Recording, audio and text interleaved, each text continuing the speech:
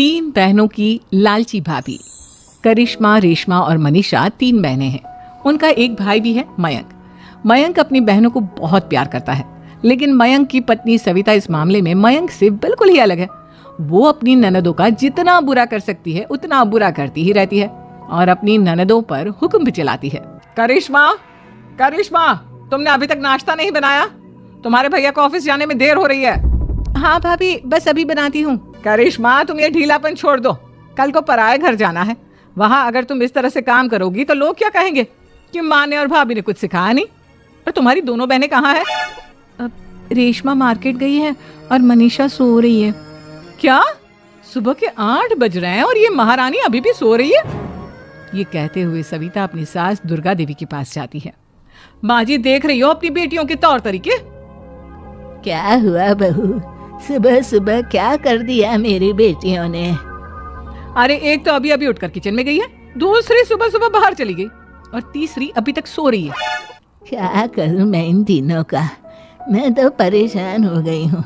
जा जाकर उठा उसे और रेशमा से मैं बात करती हूँ। सविता सीधा मनीषा के कमरे में जाती है और उससे कहती है, महारानी जल्दी उठो, सूरज सर पर आ गया है। भाभी थोड़ी देर और सोने दो ना, मैं रात को लेट सोई थी। वो क्या है ना, यूनिट टेस्ट चल रहे हैं। शराफत से उठती है या नहीं, या फिर पानी की भरी बाल्टी डालूं तेरे ऊपर? नहीं भाभी, मुझे बिस्तर में नहीं नहाना, उठती हूँ मैं। मनीषा जल्दी से उठकर बाथरूम में चली जाती है। सभी आराम से बैठकर नाश्ता कर रहे होते कि तभी रेशमा बाजार से हाथ में सामान लिए आ जाती है। रेशमा को देखते ही सविता उस पर बरस पड़ती है। लो, आ गई महारानी। ऐसा भी क्या सामान लाना था जो सुबह आंख मलते ही बाजार की तरफ रवाना हो गई? भाभी, कल आप ही तो चीख रही थी कि घर का सारा सामान मुझे ही लाना पड़ता है, घर में किसी को भी किसी काम से कोई लेना देना नहीं है। अब मैं बाजार जाकर सामान ले आई तो आपको इस बात से भी तकलीफ हो रही है? देख रही हो माँ जी, अपनी बेटी की जुबान कैंची से भी तेज चलती है। और मयंक, आप तो कुछ कहेंगे नहीं अपनी लाडली बहन को? रेशमा, अपनी भाभी से ऐसे बात नहीं करते। चलो माफी मांगो। भैया, मैं क्यों माफी मांगू? आप भाभी से बोलिए ना कि हम पर कम हुक्म चलाया करे।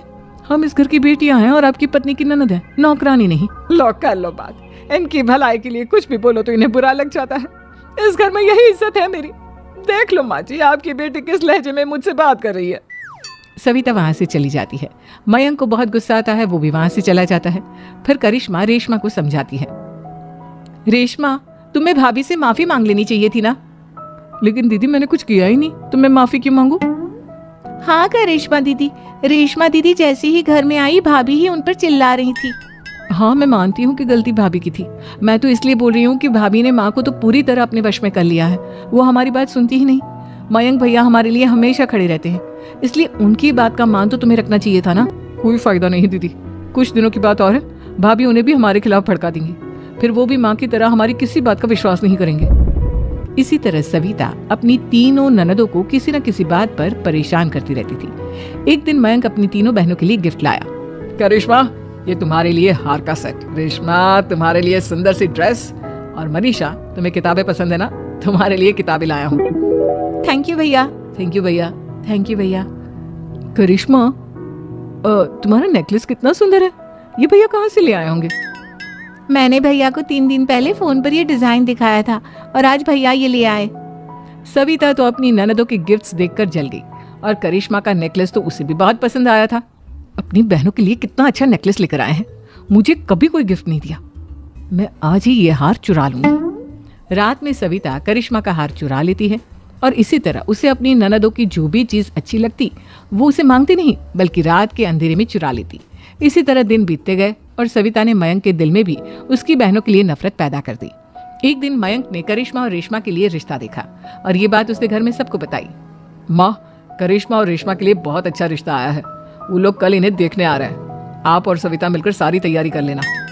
ये सुनकर करिश्मा और रेशमा खुश हो जाती हैं, लेकिन सविता सोचती है, अगर इन दोनों बहनों की शादी हो गई तो घर और बाहर का काम कौन करेगा? मनीषा तो 1 नंबर की कामचोर है, उससे तो किसी बात की उम्मीद लगाना ही बेकार है। मुझे इस शादी को रोकना होगा। अगले दिन सभी लड़के वालों के स्वागत की तैयारी करने में लगे होते हैं। तभी मयंक अपनी बहनों से आकर कहता है, तैयार हो गई तुम दोनों? देखो, दोनों लड़के बहुत अच्छे हैं, मैं कोई कसर नहीं छोड़ना चाहता, इसलिए तुम उनके सामने अच्छे से बिहेव करना और अपनी भाभी से लड़ने मत लग जाना। करिश्मा, तुम वो नेकलेस पहन लो ना जो मैं तुम्हारे लिए लाया था। भैया मैं बहुत देर से वो नेकलेस ढूंढ रही हूँ, लेकिन मुझे मिल ही नहीं रहा। क्या तुमने नेकलेस खो दिया? तुम्हें पता भी है वो कितना महंगा था? तुम कोई काम ढंग से नहीं कर सकती। मयंक गुस्से में वहां से चला जाता है। थोड़ी देर बाद लड़के वाले भी आ जाते हैं। वो दोनों बहनों को पसंद कर लेते हैं और रिश्ता पक्का हो जाता है। लेकिन सविता के दिमाग में तो कुछ और ही खिचड़ी पक रही थी। वो पंडित जी के पास करिश्मा की कुंडली लेकर जाती है और उन्हें पैसे देकर करिश्मा की कुंडली बदलवा देती है। जब लड़के वालों के पास करिश्मा की कुंडली जाती है तो वो दुर्गा को फोन करते हैं। बहन जी, हमने करिश्मा की कुंडली अपने पंडित जी को दिखाई थी। आपकी बेटी की कुंडली नहीं बल्कि दोषों का पिटारा है। देखिए, मैं और मेरे पति इन सब बातों में बहुत विश्वास करते हैं, इसलिए हम आपकी बेटी से अपने बेटे की शादी नहीं करा सकते। इस तरह करिश्मा का रिश्ता टूट जाता है और सभी घर वालों को बहुत दुख होता है। अब कविता सोचती है, चलो करिश्मा का तो रिश्ता टूट गया, अब रेशमा का भी रिश्ता तोड़ना है। क्या करूं? अब सविता आवाज बदलकर किसी अननोन नंबर से रेशमा के होने वाले ससुराल में फोन करती है। हेलो, मैं कौन हूँ कौन नहीं ये आपके लिए जानना जरूरी नहीं। बस इतना सुन लो कि रेशमा का 2 साल से किसी के साथ अफेयर चल रहा है। बस रेशमा का रिश्ता तोड़वाने के लिए सविता का इतना कहना काफी था। अब रेशमा का भी रिश्ता टूट गया।